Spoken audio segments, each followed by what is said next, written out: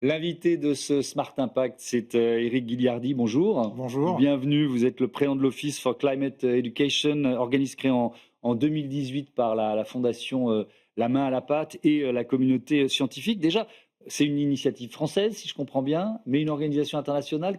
Comment on peut présenter cet office? En fait, suite à l'accord de Paris en Oui. 2021, on s'est dit qu'il y avait un enjeu international d'éducation au climat. Aujourd'hui, très peu de jeunes ont une formation de qualité aux enjeux climatiques, et en particulier dans les pays en développement, les pays du Sud. Mhm. Et donc, l'OCE est né tout de suite avec une vocation internationale, même si c'est effectivement une initiative qui est née de la communauté française, mais un lien avec la communauté scientifique climatologue, dont je fais partie, Ouais. internationale. Oui, vous êtes scientifique du climat, c'est ça? Voilà, tout à fait. Ouais. J'ai contribué aux travaux du GIEC il y a une dizaine d'années. Mhm. Et donc, c'est vrai qu'en est climatologue, on se pose la question où est-ce qu'on peut avoir un impact au-delà Ouais. de faire avancer la connaissance. Mhm. Et très clairement, l'éducation aux enjeux climatiques, à la fois le côté scientifique, donc des connaissances, mais aussi les attitudes, les aptitudes pour devenir un citoyen éclairé qui va pouvoir s'emparer de ces défis, Ouais. me semble essentiel. Est-ce qu'il n'y a pas un peu de lassitude quand on est scientifique et qu'on alerte depuis aussi longtemps et qu'on voit les politiques, parfois les milieux économiques aussi, tarder à prendre conscience de l'urgence du virage? Non, moi je pense que c'est un tel défi que c'est normal que ça prenne du temps. Oui. Peut-être aussi réfléchir dans les discours et la façon d'amener ces défis. Mhm. On est vraiment dans une période de transition où peut-être l'alerte initiale avec des discours qui ont voulu frapper se termine maintenant et on passe maintenant comment on s'en empare sérieusement. Ouais. Donc, bien sûr, dans les industries, au niveau politique, alors là, on pourrait débattre longtemps si effectivement, mais à la fin, ce sont les citoyens qui vont pousser les actions et pour ça, l'éducation est fondamentale. Il Ouais. faut comprendre les enjeux Mhm. et de voir comment les replacer dans l'ensemble des enjeux de la société. Ouais, avec ces chiffres, par exemple, c'est un sondage Harris Interactive qui date du début de l'année 2024. 4 Français sur 10 se disent mal informés sur le changement climatique et ses effets. Alors évidemment, vous allez me dire, c'est pour ça qu'on veut former notamment les enseignants, mais comment vous expliquez les lacunes actuelles? Moi, je me souviens d'une séquence où il y avait eu une proposition pour former les parlementaires, par exemple.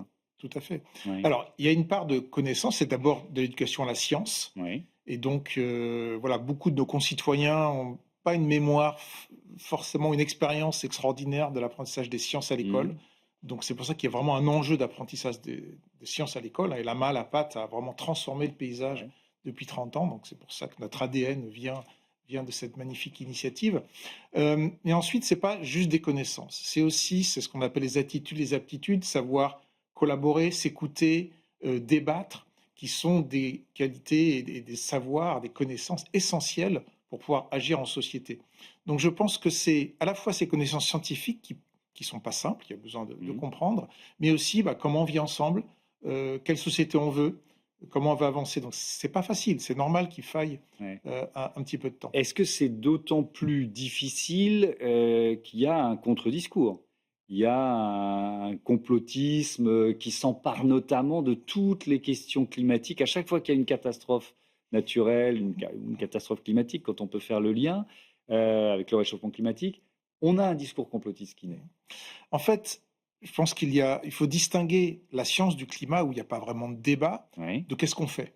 Et souvent, il y a une confusion entre les deux. oui, Donc, des gens vont transformer le constat scientifique en ça nous dit ce qu'il faut faire. Mais en fait, c'est un débat de société de oui. savoir ce qu'il faut faire. Donc, il y a parfois un risque de dépolitiser les enjeux. Et donc, si on dit les scientifiques savent ce qu'il faut faire, la science nous dit qu'il faut faire, les gens disent mais non, c'est ma vie, c'est des choix en société, donc il peut y Mmh. avoir un rejet.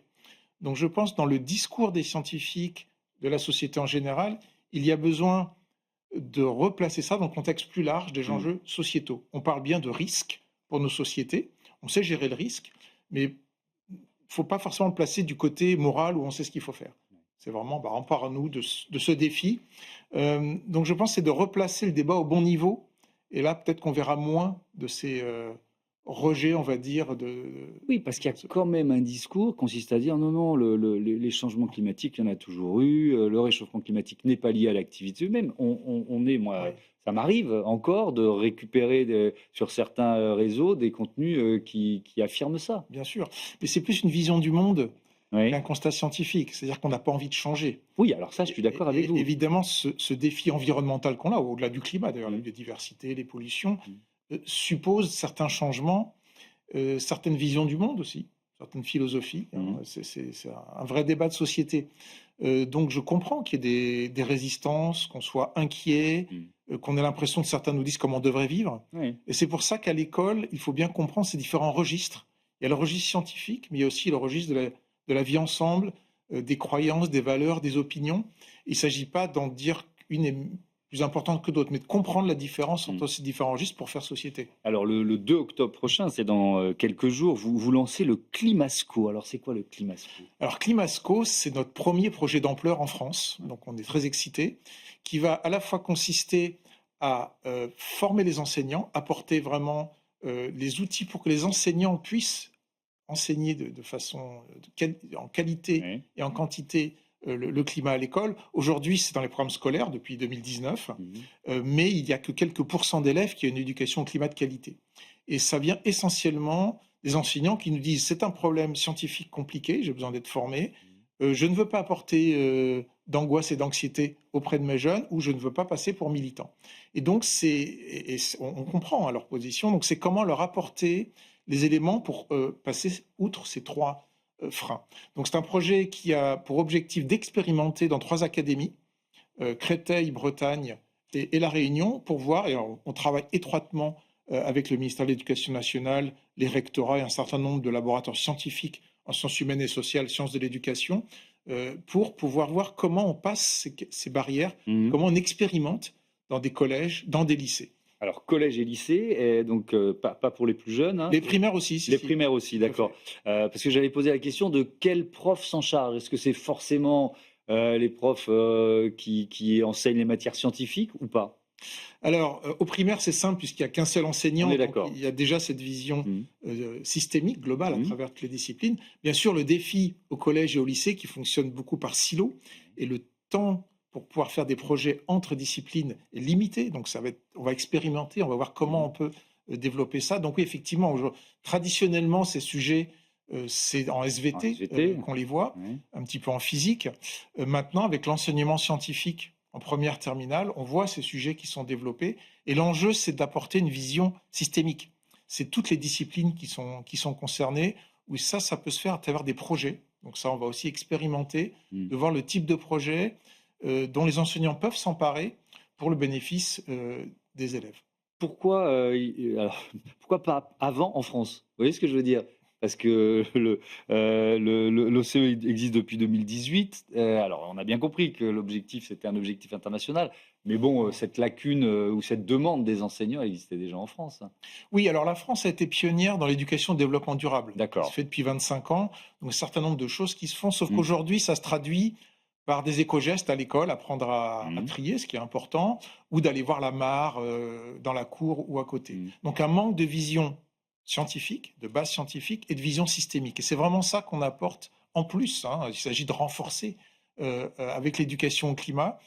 Et pourquoi la France maintenant? Puisque quand on a créé l'OCE, on s'est dit que le besoin était vraiment dans les pays du Sud, qui n'ont pas forcément le même tissu scientifique, associatif.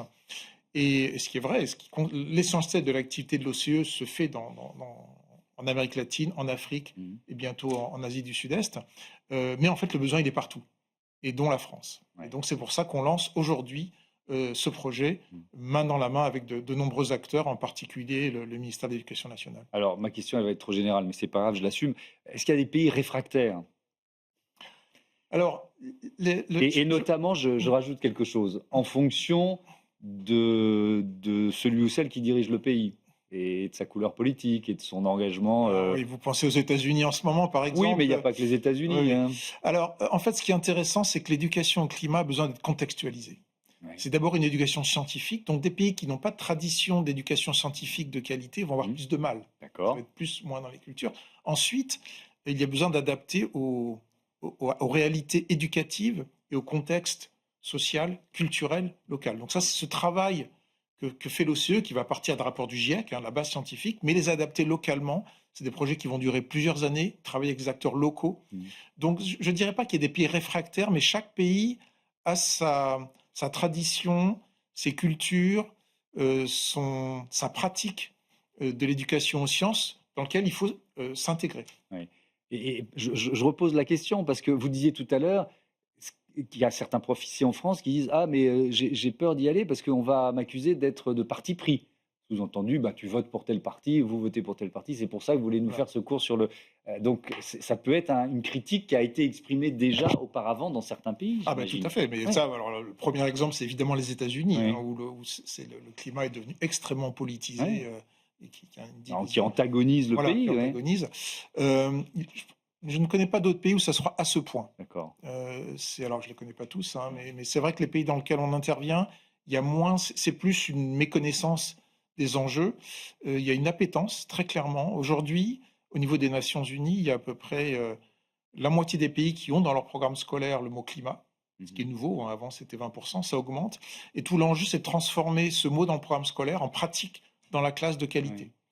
Oui, Et ça, c'est pour justement éviter que les enseignants aient l'impression d'être militants. ouais, C'est un vrai ouais. enjeu. Avec une dernière question, il va nous rester une minute. Sur effectivement, vous l'avez évoqué, et on se pose souvent dans ce Smart Impact la question du discours collectif, qu'est-ce qu'on a loupé? Comment on peut le faire évoluer? On a d'abord, il y en avait sans doute besoin, été très anxiogène Mmh. au moment du constat. Comment ça peut devenir un projet collectif? Parce que c'est un projet potentiellement exaltant, Mais tout à de fait, réussir ce défi. tout à fait. Comment on réussit à faire évoluer ce discours? Ça doit être une de vos questions Bien principales. sûr, et on travaille beaucoup sur l'éco-anxiété en Oui. classe et comment justement ne pas en générer ou la limiter. Mmh. Et en fait, aujourd'hui, on travaille sur 3 plans. D'abord, enseigner ce que c'est. Quand on ne connaît pas quelque chose, c'est angoissant. Mmh. Alors quand on se dit: «Ah bah, le changement climatique fonctionne comme ça», ah OK, je comprends. Donc ça, c'est une première chose. Ensuite, permettre l'expression des émotions. C'est essentiel que les jeunes Mmh. puissent exprimer: est-ce que je suis en colère? Est-ce que je suis, inquiet? Qu'ils puissent s'exprimer collectivement, et déjà, et puis ça permet d'aller au-delà des émotions et ensuite apprendre à agir. Faire des projets en classe, apprendre de l'agentivité, on va dire, c'est-à-dire se transformer en un acteur. Et moi, je vous rejoins complètement, je pense que ce défi environnemental Mmh. est terriblement, excitant. C'est une période incroyable qu'on vit et il faut transmettre cet enthousiasme aux jeunes plutôt que les discours qu'on entend souvent de fin du monde ou de voilà, ou d'angoisse générée. Ouais. Il fallait peut-être passer par là, mais aujourd'hui, on est passé à autre chose. Merci beaucoup Éric Guilliardi et à bientôt sur Be Smart for Change. On va suivre ce Climasco avec intérêt. C'est l'heure du zoom de ce Smart Impact, le recyclage des emballages pro au menu.